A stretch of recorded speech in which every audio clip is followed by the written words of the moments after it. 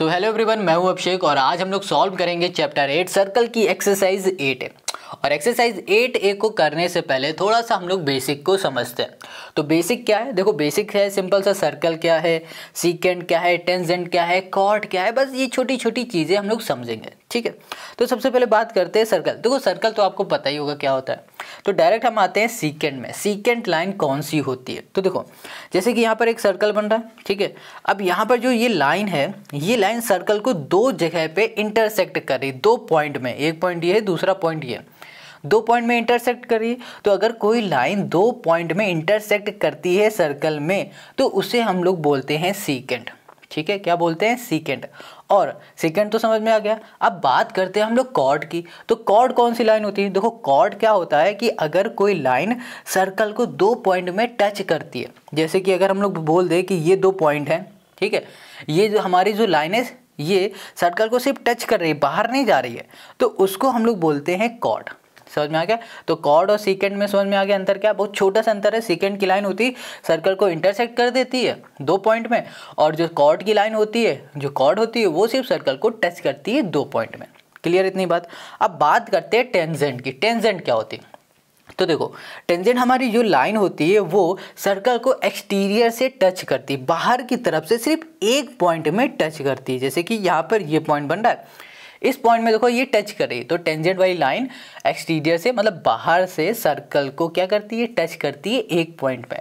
अगर कोई ऐसी लाइन है जो सर्कल को बाहर से एक पॉइंट में टच कर रही है, तो उसे हम लोग बोलेंगे टेंजेंट। बस इतना ही बेसिक समझना है। ठीक है, अब बात रही थ्योरम की, तो थ्योरम आपको बताएंगे, बहुत ही इंपॉर्टेंट थ्योरम है, वो भी हम आपको वीडियो में बताएंगे, मगर आज हम लोग इस वीडियो में सिर्फ करने वाले हैं क्वेश्चन को सॉल्व। तो बढ़ते हैं एक्सरसाइज 8A में आते हैं। तो एक्सरसाइज जो 8A है उसमें हमारे पास जो क्वेश्चन नंबर फर्स्ट है उसको देखो। तो क्वेश्चन 1 कह रहा है, a point P is at a distance of 29 centimetre from the centre of a circle of radius 20 centimetre, find the length of the tangent drawn from P to the circle. तो जो question number 1 है, ये question 1 कह रहा है कि एक circle है, ठीक है, उस सर्कल में सेंटर है भैया, और सेंटर से 29 सेंटीमीटर दूर एक पॉइंट बन रहा है। फिर से पढ़ो, क्वेश्चन कह रहा है, a point P is at a distance of 29 centimetre from the centre. कहाँ से, from the centre of a circle, मतलब सर्कल के सेंटर से 29 सेंटीमीटर दूर एक पॉइंट बन रहा है जिसका नाम है P। चलो इसको बनाते भी जाते हैं तो ज़्यादा समझ में आएगा। तो यहाँ पर देखो एक सर्कल है, ठीक है, हमने कह दिया कि ये हमारा सेंटर ऑफ सर्कल है, और हमने बोल दिया कि यहाँ से यहाँ तक की जो डिस्टेंस है वो 29 सेंटीमीटर है, और भैया जो 29 सेंटीमीटर दूर ही तो एक पॉइंट बन रहा है जिसका नाम P है। तो बस इसका मतलब क्या हो गया, यहाँ पर हमारे पास बन रहा है P पॉइंट, ये P है, और इसकी डिस्टेंस कितनी है, 29 सेंटीमीटर। क्लियर इतना। सर्कल है, सर्कल के सेंटर में एक पॉइंट है, इस पॉइंट से 29 सेंटीमीटर दूर एक पॉइंट बन रहा है जिसका नाम P है। क्लियर सब कुछ। अब आगे आ जाओ, ऑफ रेडियस 20 सेंटीमीटर। अब इसकी जो रेडियस है वो 20 सेंटीमीटर की, तो रेडियस जो है ना वो क्या होती है भैया, सेंटर ऑफ मतलब सर्कल के सेंटर से जाती है और सर्कल को टच करती है, यही तो हमारी रेडियस होती है। तो ये हमारी रेडियस हमने बना दी, कोई दिक्कत। अब ये है 20 सेंटीमीटर की। क्लियर हो गई इतनी बात। अब आगे आ जाओ, आगे क्वेश्चन कह रहा find the length of the tangent. क्या टेंजेंट की लेंथ हमें बतानी है। कहीं पे टेंजेंट दिख रहा, नहीं दिख रहा। आगे पढ़ो, कह रहा drawn from P to the circle. अब सर्कल के जो P पॉइंट है ना, वहां से एक टेंजेंट बन रहा है। देखो हमने अभी आपको बताया था टेंजेंट की क्या खास बात होती है। टेंजेंट एक लाइन होती है जो सर्कल को एक पॉइंट में टच करती है। कहाँ पर टच करती है, एक पॉइंट में सर्कल के। ठीक है, तो हम टेंजेंट हमारी कहाँ से जा रही है, P से जा रही है। क्वेश्चन नहीं बताया, तो यहाँ से लेकर हमने यहाँ एक टेंजेंट बना दी। देखो ये हमारी जो टेंजेंट है वो सर्कल के इस पॉइंट को टच करे। क्लियर सब कुछ है ना, कितना इजी। तो चलो अब इसकी नेमिंग कर दो। तो इसको हम लोग बोल देते हैं O, और इसको हमने बोल दिया Q। तो फिगर तो समझ में आ गया, अब इसे कैसे करना है उसको समझते हैं। फिगर कैसे बनेगा ये तो हमने समझ लिया, और हमने ये भी समझ लिया कि हमें टेंजेंट फाइंड करना, और टेंजेंट है हमारी QP है। ठीक है, QP बोलो या फिर PQ बोलो, एक बात है। अब हमें QP फाइंड करना है, और साथ में अभी लिख के कैसे रिप्रेजेंट करना है इस क्वेश्चन को वो भी हम लोग समझते हैं। तो देखो सबसे पहले हमने क्या किया कि यहाँ पर एक सेंटर बनाया था ना, तो यहाँ लिखा let O be the, centre का नाम क्या रखा था ओ, तो यहाँ लिख दिया let O be the centre of the circle. ठीक है, क्लियर इतनी बात। तो ओ हमारा क्या है, सर्कल का सेंटर है, गॉट इट। अब यहाँ पर हमें डिस्टेंस कुछ पता है, जैसे कि ओपी है, इसकी डिस्टेंस हमें पता है जो कि है 29, और जो हमारे पास रेडियस है उसका नाम हमने दे रखा है यहाँ पर ओ क्यू। तो यहाँ पर ओ क्यू की जो डिस्टेंस है वो 20 सेंटीमीटर है, गॉट इट। ये हो गया हमारे पास 29, ये हो गया हमारे पास ओ क्यू। अब हमें ये पता है कि हमारे पास जो ओ क्यू है क्या है, हमारे पास जो ओ पी है, ओ पी ये क्या है, टेंजेंट है। तो हमने यहाँ लिखा क्यू पी, ओ पी नहीं बोलेंगे, क्यू पी है ना, Q P is a tangent. तो Q P is a tangent at कहाँ पर बन रही भैया, एट हमारे पास जो पॉइंट है वो है क्यू है। तो अभी समझना ये बहुत इंपॉर्टेंट है। तो Q P is a tangent at Q and O Q is a radius, ठीक है, यहाँ करती है radius through the point of contact Q. ठीक है, इतनी बात समझ में आएगी। अब देखो यहाँ पर क्या हो रहा है कि यहाँ पर हम बता रहे हैं कि हमारे पास जो QP है ये टेंजेंट है, और जो हमारे पास QO है ये हमारी रेडियस है। अब यहाँ पर एक चीज़ याद रखना, थ्योरम हमारी कहती है कि अगर हमारी रेडियस टेंजेंट को टच करती है तो वो क्या हो जाएगी, परपेंडिकुलर हो जाएगी। अगर ये परपेंडिकुलर हो रही है तो इस केस में ये वाला एंगल हमारा Q वाला बन जाएगा 90 डिग्री का, अकॉर्डिंग टू थ्योरम। थ्योरम क्या कहती है कि अगर हमारी रेडियस टेंजेंट को कहीं पर टच कर रही है तो वो हमारी परपेंडिकुलर हो जाएगी। तो जैसे कि यहाँ पर हमारे पास क्या हो जाएगा परपेंडिकुलर, यहाँ लिखेंगे ओ क्यू, परपेंडिकुलर हो जाएगा यहाँ पर हमारे पास QP, गॉट इट। इतनी बात, बहुत सिंपल है। अब देखो ध्यान से, अगर हम सर्कल को 2 सेकंड के लिए भूल जाए, ये बात समझ में आ गई, ये परपेंडिकुलर कैसे हुआ। ये हमारी थ्योरम कहती है कि अगर रेडियस टेंजेंट को टच करती है कहीं पर तो वो पॉइंट हमारा क्या हो जाता है, परपेंडिकुलर हो जाता है। तो हमारे पास ओ क्यू परपेंडिकुलर हो गया है QP के। क्लियर है, बहुत सिंपल, बहुत सिंपल। अब देखो, अब हमें ये वाली साइड चाहिए, तो ध्यान से देखो 2 सेकंड को, ये जो फिगर है ना ये सर्कल है, सर्कल को 2 मिनट के लिए भूल जाओ। तो अगर ध्यान से सिर्फ इतना देखोगे तो ये दिखेगा राइट एंगल ट्रायंगल। अब देखो राइट एंगल ट्रायंगल में हमें 2 साइड पता होती है, तीसरी साइड नहीं पता होती, तो कैसे फाइंड करते हैं, हम लोग फाइंड करते हैं पाइथागोरस थ्योरम से। तो हम लोग यहाँ पर यूज़ करेंगे पाइथागोरस थ्योरम, है ना, कितना इजी, बस पाइथागोरस थ्योरम लगा देंगे, आंसर आ जाएगा। तो देखो यहाँ पर देखो पहला ये क्वेश्चन है, इसलिए बहुत आराम से एक एक पॉइंट डीपली आपको बताएंगे, ठीक है, तो आगे आपको दिक्कत नहीं होगी। तो यहाँ पर हम लिखेंगे in triangle, in right angle, in the right angle, right angle, angle हमारे पास हो जाएगा OQP हो गया, ठीक है।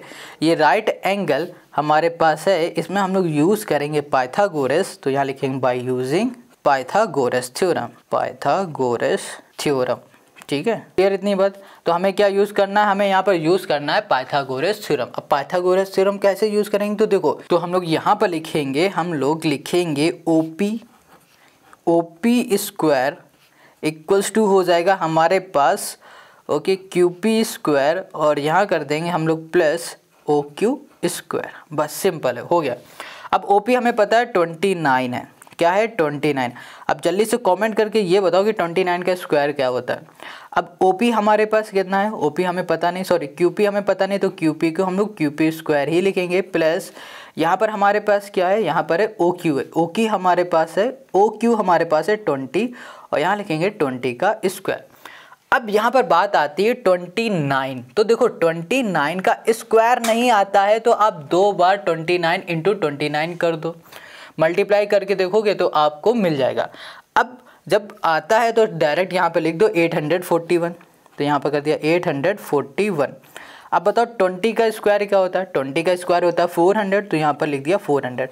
अब यहाँ पर माइनस में कैसे आया, देखो ये प्लस में इक्वल के इस साइड ले आए तो ये माइनस का आ गया, और यहाँ हमने कर दिया QP, और ये हो गया हमारे पास स्क्वायर, और इसको हम लोग सॉल्व करेंगे तो ये हो जाएगा 441, ठीक है। अब यहाँ पर आ गया हमारे पास QP, अब ये स्क्वायर लगा हुआ है, स्क्वायर हटाएंगे तो यहाँ पर आ जाएगा अंडर रूट 441। अब ये बताओ 441 ये किसका स्क्वायर होता है, सोचो किसका स्क्वायर होता है, ये होता है 21 का स्क्वायर होता है। तो यहाँ पे लिखा रूट 21 स्क्वायर, तो 21 स्क्वायर से रूट हट जाएगा। अब यहाँ पर आ जाएगा हमारे पास सिर्फ 21, तो 21 हमारे पास क्या आ गया QP, और QP हमारे पास क्या था, टेंजेंट था। तो टेंजेंट हमें मिल गया है, और टेंजेंट की जो लेंथ है वो है 21 सेंटीमीटर। बहुत सिंपल क्वेश्चन, आई होप समझ में आ गया। अगर कोई भी डाउट हो तो कमेंट करके भैया ज़रूर पूछो, क्योंकि ये चैप्टर आपके एग्ज़ाम के लिए बहुत इंपॉर्टेंट है, ठीक है, और इजी भी है। बस थोड़ा थोड़ा बेसिक चीज़ें आपको ध्यान रखना है। अब आते हैं क्वेश्चन नंबर 2 में। Question 2, a point P is 25 centimetre away from the centre of a circle and the length of tangent drawn from P to the circle is 24 centimetre, find the radius of the circle. तो देखो इस question में हमें radius निकालना है circle के। Question बिल्कुल same question number 1 की तरह ही है, बिल्कुल वैसा ही है जैसा 1 था, और कोई भी डिफरेंस नहीं। तो समझो क्वेश्चन ने क्या कहा है, क्वेश्चन ने कहा है कि एक पॉइंट बन रहा है P, ठीक है, वो P पॉइंट जो है ना वो सर्कल के सेंटर से 25 सेंटीमीटर दूर बन रहा है, ठीक है, 25 सेंटीमीटर दूर बन रहा है। साथ में चलो बनाते जा रहे हैं। ये हमारे पास सर्कल है, सर्कल के बीच में बिल्कुल एक सेंटर है, ठीक है, ये हो गया। अब इससे 25 सेंटीमीटर दूर एक पॉइंट बन रहा है जिसका नाम P है, तो हमने यहाँ पर बोल दिया ये हमारे पास P पॉइंट है, ये हमारा। क्लियर इतना? अब इसको हमने मिला दिया, ओके, ये हमने इसको ऐसे मिला दिया, ये लो हमने ऐसे मिला दिया। क्लियर हो गया? अब आगे कह रहा है कि the length of the tangent drawn from the P to the circle is 24 centimetre. Question ने ये कहा है कि भैया जो हमारा टेंजेंट है ना वो P पॉइंट से बन रहा है और उसकी जो लेंथ है वो है 24 सेंटीमीटर। तो चलो यहाँ पर बना देते हैं, P पॉइंट से हमारा टेंजेंट बन रहा है, तो टेंजेंट हमने यहाँ पर ऐसे बना दिया, ठीक है, ये सर्कल को इस पॉइंट में टच कर रहा है। क्लियर है? समझ गए? अब आगे क्या कह रहा है, to the circle is 24 centimetre, मतलब कि यहाँ पर 24 सेंटीमीटर का ये है टेंजेंट, ठीक, और ये हमारे पास है 25 सेंटीमीटर का। अब आगे क्वेश्चन कह रहा है find the radius of the circle. अब हमें रेडियस फाइंड करना है, तो रेडियस हम बना देते हैं पहले। तो हमारी रेडियस कुछ ये हो गई, ठीक है। अब इसकी हम लोग नेमिंग दे देते हैं, तो नेमिंग हो जाएगी हमारे पास A, इसको बोल देते हैं, और इसको O बोल देते हैं, बस सिंपल है। देखो उसमें हमें क्या करना था, फर्स्ट वाले में ये निकालना था टेंजेंट, इस वाले में हमें क्या निकालना है, रेडियस। और निकालने का तरीका और क्वेश्चन को सॉल्व करने का तरीका बिल्कुल क्वेश्चन नंबर 1 की तरह है। तो चलो अब इसे सॉल्व करते हैं। तो यहाँ पर हम लिखते हैं कि हमारे पास जो AP है, ठीक है, इसको अब हम लोग सॉल्व कर रहे हैं। तो यहाँ पर लिखेंगे लेट करेंगे, यहाँ पर हमने लेट करी है लेट, और यहाँ कर दिया AP, ठीक है, AP बी द टेंजेंट, ठीक है, tangent from P to a circle with center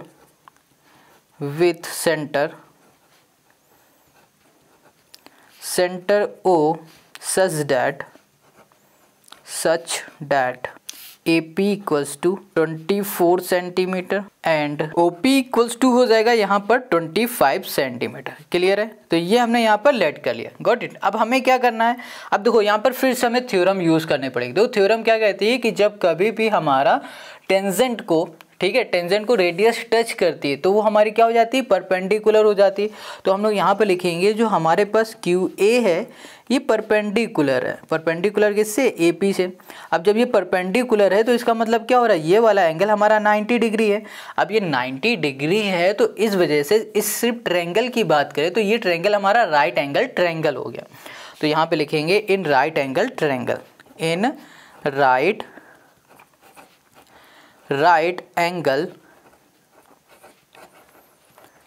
angle triangle, और यहाँ कर दिया QAP कर दिया। क्लियर है? QAP हमारा क्या हो गया, राइट एंगल ट्रायंगल हो गया। अब राइट एंगल ट्रायंगल में हमें 2 साइड पता है, तीसरी साइड नहीं पता है, तो तीसरी साइड निकालने के लिए हम लोग यूज़ करेंगे यहाँ पर पाइथागोरस थ्योरम। तो पाइथागोरस थ्योरम हमारे पास क्या हो जाएगी, पाइथागोरस थ्योरम कहेगी जो हमारे पास है, क्या है, हमारे पास है OP, यहाँ कर दिया हमने OP स्क्वायर, ठीक है, और इक्वल्स टू हो जाएगा हमारे पास क्या, OA स्क्वायर, और यहाँ पर प्लस हो जाएगा हमारे पास AP स्क्वायर हो जाएगा। क्लियर है? क्या हो जाएगा हमारे पास OP square equals to OA square plus AP square, और यहाँ कर देंगे बाय पाइथागोरस। ठीक है, पाइथागोरस थ्योरम। Got it? इतनी बात क्लियर है। अब OP हमें पता है कितना है भाई, OP हमें पता है 25 है, तो 25 का स्क्वायर कमेंट करके बताओ। और OA कितना है? OA है हमारे पास नहीं है, OA तो हमें फाइंड करना है, तो OA स्क्वायर कर दिया, और OP हमें पता है 24 है, यहाँ पर 24 का स्क्वायर कर दिया। अब देखो यहाँ पर 25 स्क्वायर है, तो 25 का स्क्वायर क्या होता है? 25 का स्क्वायर होता है 625, तो यहाँ कर दिया 600, ये कर दिया 25। अब यहाँ पर 24 का स्क्वायर है, 24 का स्क्वायर क्या होता है? ये होता है 576 होता है। 24 प्लस का इधर आ जाएगा, तो ये हो जाएगा हमारे पास 576 इक्वल्स टू हो गया हमारे पास OA स्क्वायर। इन दोनों को माइनस कर दो, तो यहाँ पर आ जाएगा 49, और यहाँ पर हो जाएगा हमारे पास OA स्क्वायर हो जाएगा। अब 49 है और यहाँ पर स्क्वायर लगा, स्क्वायर हटेगा तो यहाँ पर अंडर रूट आ जाएगा, तो 49। अब 49 7 का स्क्वायर होता है, तो यहाँ पर आ जाएगा हमारे पास 7 इक्वल्स टू हो गया हमारे पास ये OA है। ठीक है, OA, और ये हो गया OA, तो 7 सेंटीमीटर हो गया क्वेश्चन नंबर 2 का रेडियस। ठीक है, देखो रेडियस निकालना, तो ये 7 सेंटीमीटर निकल आया, तो क्वेश्चन नंबर 2 हमारा कंप्लीट। बहुत सिंपल है। अब आते हैं क्वेश्चन नंबर 3 में। Question 3, 2 concentric circles are of radii 6.5 centimetre and 2.5 centimetre. Find the length of the chord of the larger circle which touch the smaller circle. अब देखो क्वेश्चन ने क्या कहा, ये कह रहा है 2 कॉन्सेंट्रिक। अब कॉन्सेंट्रिक को 2-3 बार मन में बोलो, मन में नहीं बोलो, मुंह से बोलो, आवाज निकालो। क्या निकला? कॉन्सेंट्रिक। इससे क्या पता चल रहा है कि भैया 2 ऐसे सर्कल है हमारे जिनका सेंटर ऑफ सर्कल सेम है, एक ही सेंटर ऑफ सर्कल में 2 हमारे सर्कल बने। ठीक है, अब उनका एक सर्कल का रेडियाई है 6.5 सेंटीमीटर और दूसरे का रेडियाई है 2.5 सेंटीमीटर। क्लियर इतनी बात? और यहाँ पर क्वेश्चन ने कह दिया कि भैया फाइंड करो लेंथ। किसकी लेंथ फाइंड करनी है? Find the length of the chord of the larger circle. अब देखो इस फिगर को देखो, फिर समझ में आएगा। तो हमने यहाँ पर 2 सर्कल बनाए। ठीक है, एक सर्कल ये ब्लैक कलर का, एक है ब्लू कलर वाला। अब सेंटर ऑफ सर्कल जो है ना, दोनों का सेम है। क्लियर इतनी बात? दोनों का सेंटर ऑफ सर्कल सेम है। अब यहाँ पर क्वेश्चन ने कहा है कि इनकी जो रेडियाई है वो 6.5 है, तो हमने कह दिया 6.5 इसकी रेडियाई है ये वाली। ठीक है, बड़े वाले की, यहाँ से लेकर यहाँ तक की रेडियाई है 6.5 सेंटीमीटर। 2.5 सेंटीमीटर है इसकी, 0 से लेकर C तक की डिस्टेंस है 2.5, ये भी हमारी क्या है? रेडियाई है छोटे वाले की। Find the length of the chord of the larger circle. अभी हमने कॉर्ड क्या होता है, कॉर्ड क्या होता है ये हमने शुरू में ही बताया था आपको, है ना। तो यहाँ पे क्वेश्चन कह रहा है फाइंड करो कॉर्ड, किसकी कॉर्ड फाइंड करना? Of the larger circle. अब देखो बीच वाला सर्कल भूल जाओ, ये सिर्फ सर्कल देखो जो बड़ा वाला है। ठीक है, अब कॉर्ड क्या होता है? कॉर्ड वो होती है, वो लाइन होती है जो सर्कल को 2 पॉइंट में टच करती है। तो देखो A से लेकर B तक ये लाइन है, ये एक पॉइंट में सर्कल को यहाँ टच कर रही है, एक यहाँ पर टच कर रही है। ठीक है, तो ये क्या हो गई? हमारी कॉर्ड हो गई बड़े वाली सर्कल की। फिर से पढ़ो question, find the length of the chord of the larger circle. बड़े वाले सर्कल का जो हमारे पास कॉर्ड है ना, उसकी हमें लेंथ फाइंड करनी, विच टच द स्मॉलर सर्कल। जो कॉर्ड है ना बड़े वाले सर्कल में बन रही, वो स्मॉलर सर्कल को टच कर रही। अगर ध्यान से देखो तो अगर बड़े सर्कल की बात करो तो यही लाइन कॉर्ड बन जाती है, अगर हम लोग छोटे सर्कल की बात करें तो यही लाइन बन जाएगी टेंजेंट। क्योंकि टेंजेंट लाइन क्या होती है? टेंजेंट वो लाइन होती है जो सर्कल को एक पॉइंट में टच करती है, वो टेंजेंट होती है ना। अगर हम सर्कल की बात करें छोटे वाले की तो ये टेंजेंट है AB, अगर बड़े वाले की बात करें तो ये है हमारे पास cord.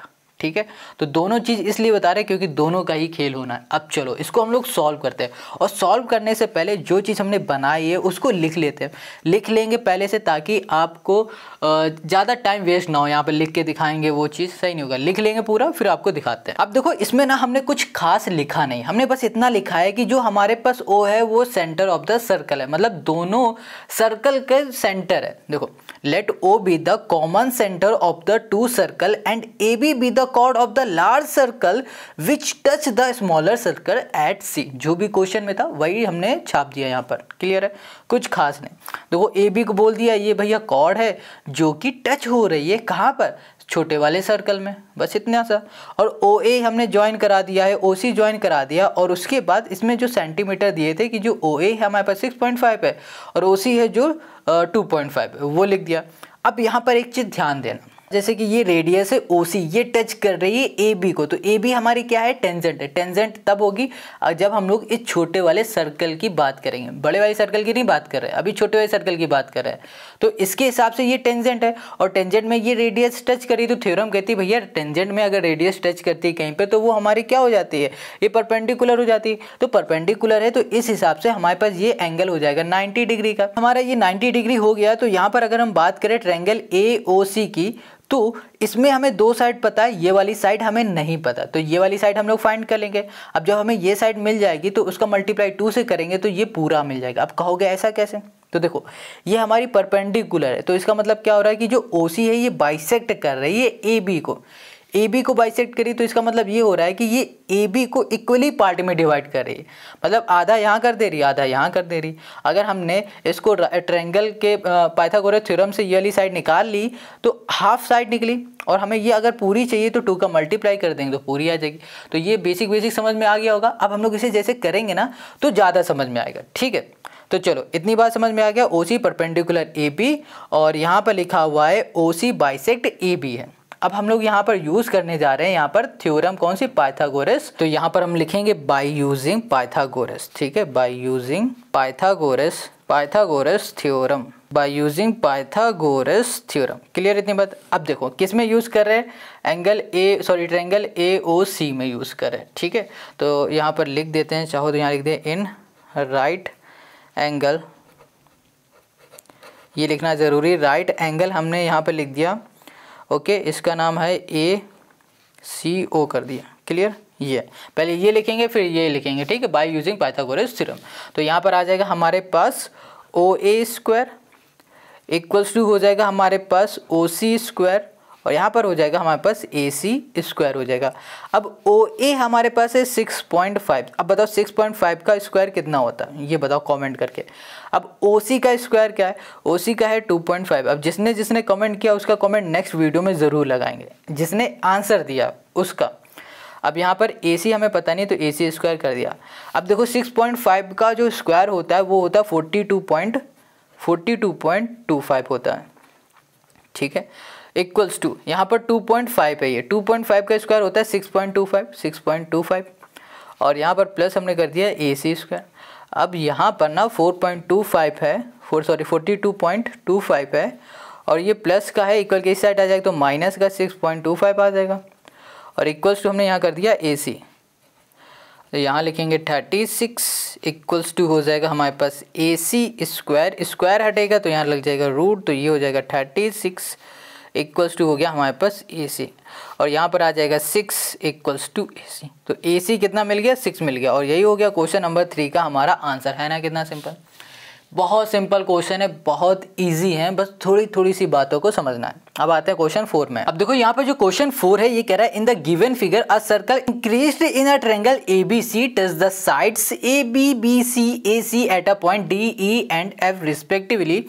If AB equals to 12 cm, BC equals to 8 cm and AC equals to 10 cm, find the length of AD and BC and CF। ठीक है, हमें फाइंड क्या करना है, AD ढूंढो कहाँ पर है, इस फिगर में AD ये है, ठीक है, और फाइंड करना है BE ये है, और CF कहाँ पर है, CABC CF ये है, मतलब ये 3 साइड हमें फाइंड करनी, ठीक है। तो चलो अब इस फिगर को थोड़ा ध्यान से समझो डीपली।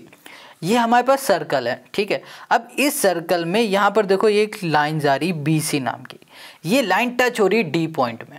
तो हमने क्या बताया था कि जो हमारी टेंजेंट होती है ना वो सर्कल को एक पॉइंट में टच करती है। तो क्या ये हमारी टेंजेंट है, बिल्कुल है। ये लाइन हमारी क्या हो जाएगी, ये टेंजेंट है, क्या हो जाएगी, टेंजेंट, क्योंकि ये सर्कल को एक पॉइंट में टच कर रही। उसी तरह BC को देखो, ये भी हमारी टेंजेंट है क्योंकि ये भी सर्कल को एक पॉइंट में टच कर रही है जिसका नाम है E। और उसी तरह AC को देखो, ये भी हमारी टेंजेंट है और ये भी टच कर रही है F पॉइंट में। क्लियर इतना, ठीक है। तो ये AB BC और AC ये तीनों हमारी टेंजेंट है। अब बात ये आती है कि इसको हम लोग सॉल्व कैसे करेंगे, इसकी साइड कैसे फाइंड करेंगे। तो यहाँ पर ना एक थ्योरम हमें लगानी पड़ेगी। वो थ्योरम क्या कहती है? थ्योरम कहती है कि एक्सटर्नल पॉइंट से कोई भी टेंजेंट ड्रॉ होती है तो वो इक्वल होती है। अब ये थ्योरम समझ में नहीं आई, और अच्छे से समझते हैं। देखो थ्योरम ये कहती है एक्सटर्नल पॉइंट हमारे पास क्या है, ए को लेते हैं पहले। ये एक्सटर्नल पॉइंट है, यहाँ से हमारी टेंजेंट ड्रॉ हो रही है, कहाँ पर पहुँची, डी में। तो ये इक्वल होगी किसके इक्वल होगी, बीसी के ना, ये इक्वल होगी ए एफ के, क्योंकि ये भी तो हमारी क्या है, ये भी हमारी टेंजेंट है। क्या है, टेंजेंट है। तो फिर से सुनो, थ्योरम कहती है कि अगर कोई एक्सटर्नल पॉइंट से हमारी टेंजेंट ड्रॉ हो रही है तो वो इक्वल है। एक्सटर्नल पॉइंट ए है, यहाँ से टेंजेंट हमें ड्रॉ हो रही है तो ये इक्वल होगी इसके, क्योंकि ये एक्सटर्नल पॉइंट ये भी है ना, और ये ड्रॉ हो रही है यहाँ तक, तो ये दोनों आपस में इक्वल होंगी। अब उसी तरह हम लोग बी में आ जाते हैं। बी हमारा एक्सटर्नल पॉइंट है, ये हमारी टेंजेंट है, तो ये टेंजेंट इक्वल होगी इसके। और उसी तरह हमारे पास एफ, ये हमारे पास क्या है, टेंजेंट है, एफ सी, ये भी लाइन तो टेंजेंट है, तो ये क्या है हमारे पास, ये भी जो ड्रॉ हो रही है, ठीक है, एक्सटर्नल पॉइंट से, तो ये भी हमारी क्या होगी, इक्वल होगी। इतनी बात क्लियर है। ये क्यों इक्वल हो रही है, क्योंकि अकॉर्डिंग टू थ्योरम ये कहती है।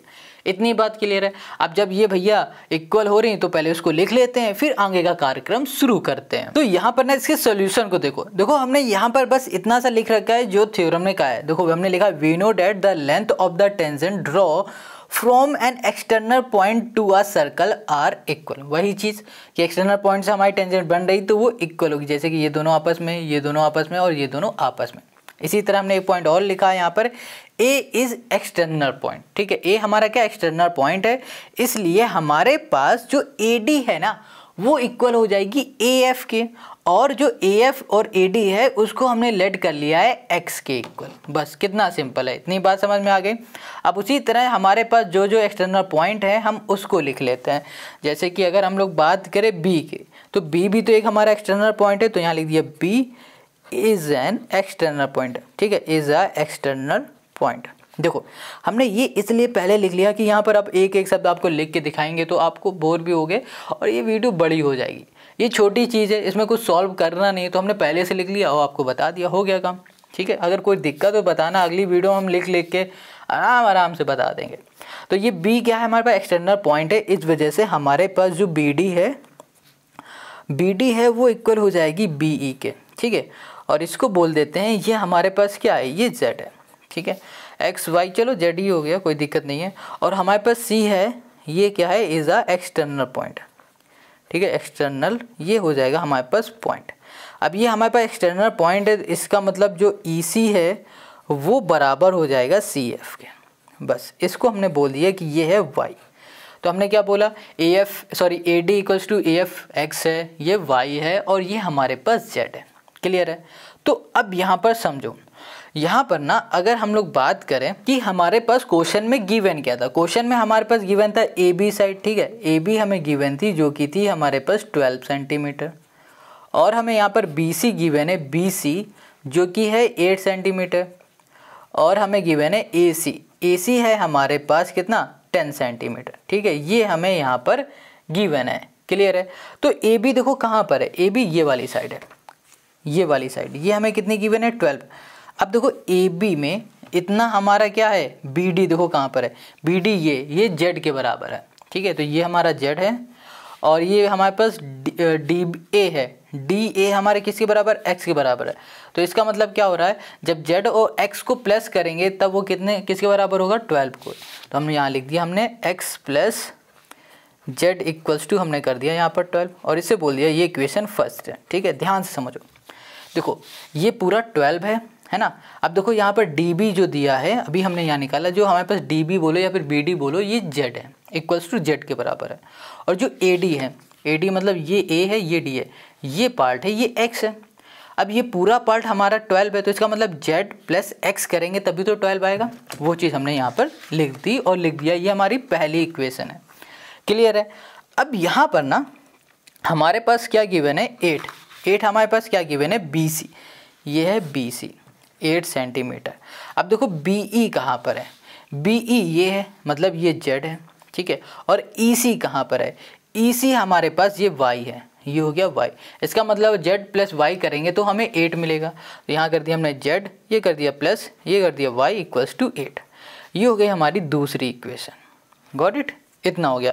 अब तीसरे में हमें AC गिवन है, ये पूरा, इसमें हमें पता है कि ये 10 है। तो AF देखो कहाँ पर है, AF है हमारे पास ये, मतलब AF है x, और FC कहाँ है, FC है y, इसका मतलब ये y है। जब हमने x प्लस वाई किया तब हमें क्या मिला, x प्लस वाई किया तब हमें मिला यहाँ पर 10।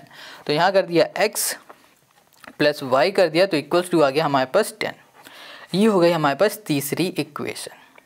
क्लियर इतना, ये हमें क्या मिल गई, तीसरी इक्वेशन मिल गई। तो अब हम लोग क्या करेंगे, अब हम लोग सब्ट्रैक्ट करते हैं। ठीक है, देखो तो यहाँ पर लिखेंगे सब्ट्रैक्ट। ठीक है, अब सब्ट्रैक्ट किसको करेंगे, फर्स्ट को और सेकंड को करेंगे। ठीक है, सब्ट्रैक्ट फर्स्ट एंड यहाँ कर दिया हमने सेकंड। तो पहला हमारे पास क्या है, x प्लस जेड है। ठीक है, वो किसके बराबर है, 12 के इक्वल है। Got it. अब हमारे पास कितना है, दूसरा है वो है z प्लस वाई है, और ये किसके बराबर है, ये है हमारे पास 8 के। z प्लस वाई को हम ऐसे लिख दे y प्लस जेड, तो ज़्यादा अच्छा रहेगा क्योंकि ये इसके इक्वल सामने आ जाएगा। तो y देखो ये जेड वाई है, इसको आगे पीछे करो तो कोई दिक्कत नहीं, मगर जब सॉल्व करेंगे तो ज़्यादा इजी रहेगा। तो यहाँ कर दिया हमने 8। सब्ट्रैक्ट करना है तो देखो जेड से जेड कैंसिल हो गया, और यहाँ पर आ जाएगा हमारे पास x minus Y equals to, यहाँ पर आ जाएगा हमारे पास 4। ठीक है, और ये हो जाएगी हमारे पास कौन सी, चौथी इक्वेशन। ठीक है, चौथी इक्वेशन में हमें क्या मिला, x minus Y equals to हमको मिल गया है यहाँ पर क्या मिल गया, 4 मिल गया। ठीक है, अब यहाँ पर इक्वेशन हमने 4 निकाली। अब देखो जो इक्वेशन 4 आई है और जो हमारे पास इक्वेशन थर्ड है उसको देखो, यहाँ लिखा थर्ड एंड फोर्थ किया। ठीक है, सॉल्व करेंगे इसे तो यहाँ पर हो गया हमारे पास x plus Y equals to है यहाँ पर 10, और ये हो जाएगा हमारे पास x minus Y equals to यहाँ पर 4। तो ये हो जाएगा हमारे पास 14, और ये y से हमारा y cancel, x plus x हो जाएगा 2x हो जाएगा। तो 2 से 14 कैंसिल, तो यहाँ पर आ जाएगा हमारे पास x इक्वल्स टू 7।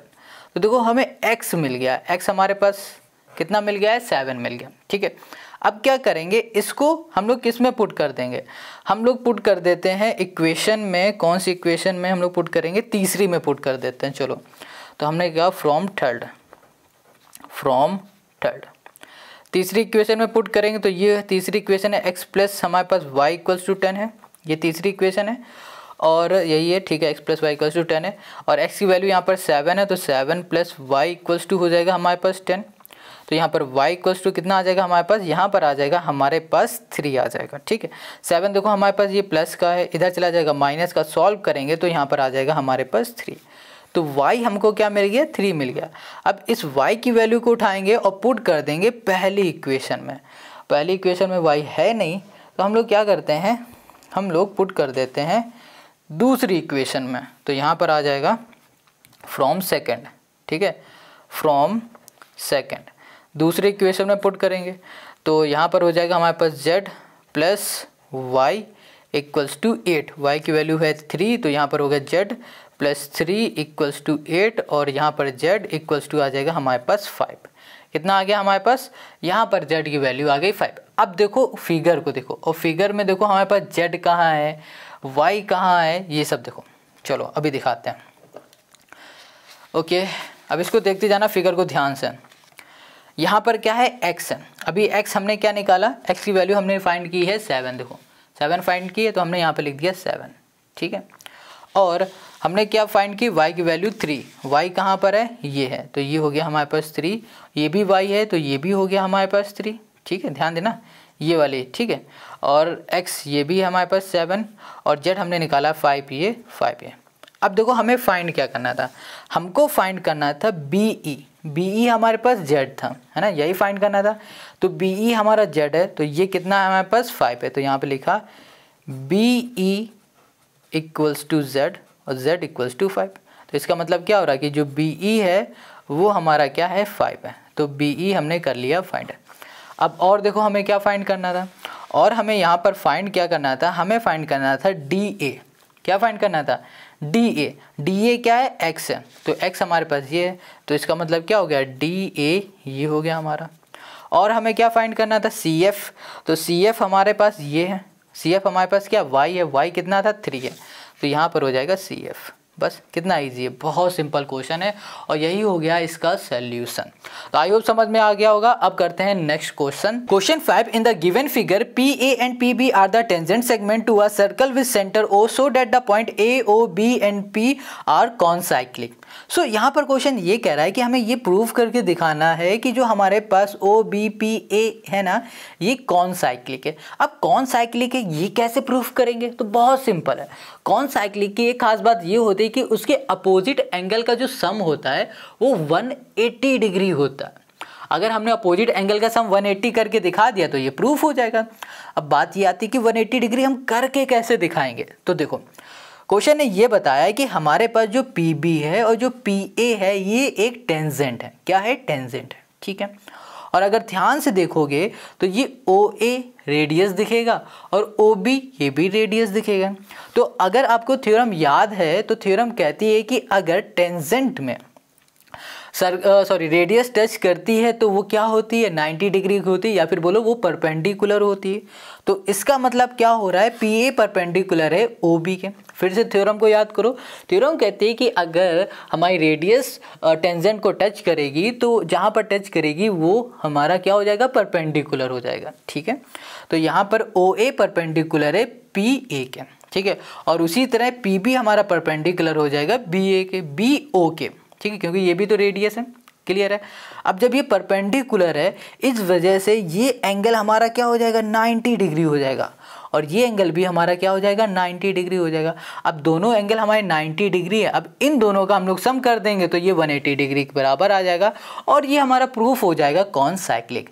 अब ये तो भाई बात रही समझने की। अब कैसे करेंगे वो देखो। अब यहाँ पर क्वेश्चन को हम लोग सॉल्व करते हैं। तो देखो हमने यहाँ पर सिर्फ इतना लिख रखा है जो कि थ्योरम कहती है, जितना थ्योरम ने कहा वही लिखा। हमने लिखा है the tangent at any point of a circle perpendicular to the radius through the point of the contact, ठीक है। तो भैया जब हमारे पास ये परपेंडिकुलर ये हमारी टेंजेंट है और ये रेडियस है, यहाँ पर मिले तो ये परपेंडिकुलर हो गया। परपेंडिकुलर हो गया तो इसका मतलब क्या हो गया, ये वाला एंगल 90 हो गया, ये एंगल 90 हो गया। बस हमने इतना ही लिखा है और कुछ नहीं लिखा, ठीक है। पहले से इसलिए लिख देते हैं क्योंकि भैया यहाँ पर लिख के दिखाएंगे तो वीडियो थोड़ी सी बड़ी हो जाएगी, उसका कोई मतलब ही नहीं बनेगा। तो ये हमने पहले समझाया फिर लिख के दिखाया, क्लियर है। अब इसके आगे हमें क्या करना है, अपोजिट एंगल का सम 180 लाना है। तो सिंपल सा हम लोग क्या करेंगे, यहाँ पर लिख देंगे फॉर क्वाड्रेटिक, यहाँ पर लिखेंगे फॉर क्वाड्रेटिक। अब हमारे पास क्या है, हमारे पास है और लिख दिया यहाँ पर BOAP, ठीक है, एज कॉन्साइक्लिक। बहुत सिंपल है, बहुत ज़्यादा सिंपल है। Concyclic sum of opposite angles, angle is to be 180। बहुत सिंपल हो गया, 180। तो देखो हमारे पास जो अपोजिट एंगल कौन से है, हमारे पास अपोजिट एंगल है OAP, ठीक है। प्लस कर देंगे इसके अपोजिट कौन सा है, हमारे पास है OBP है, ठीक है। अब इन दोनों एंगल का सम करो तो भैया 90 प्लस 90 कर दोगे तो कितना आ जाएगा, 90 प्लस 90 आ जाएगा 180 आ जाएगा। तो ये हो जाएगा हैंस प्रूफ। ये जो हमारे पास एंगल है, ये हमारे पास है जो AOBP इज अ कॉन्साइक्लिक। बस यही करके दिखाना, कुछ भी देखो था, बस इतना हमने किया, 2 लाइन और कुछ भी नहीं किया, बस इतना ही किया, बस ये करके दिखा दिया और कुछ भी नहीं। इजी से भी आसान है, बिल्कुल हलवा क्वेश्चन है, कुछ नहीं, बस आपको थ्योरम्स थोड़ी सी समझनी पड़ेंगी, ठीक है। क्वेश्चन करते जाएंगे और जितनी ज़्यादा हम लोग क्वेश्चन करेंगे थ्योरम अपने आप उतनी आती चली जाएगी, ठीक है। तो चलो ये हो गया क्वेश्चन नंबर 5। आई होप आपको समझ में आ गया है और आज इस वीडियो में इतना ही रखेंगे, नहीं तो ज़्यादा हो जाएगा, वीडियो भी बड़ी हो जाएगी। आई होप समझ में आ गया। अगर समझ में आ गया तो कमेंट करो। इसी तरह आपको कंटेंट चाहिए, हर एक क्वेश्चन का सलूशन चाहिए तो चैनल को सब्सक्राइब करो। मिलते हैं हम लोग नेक्स्ट वीडियो में।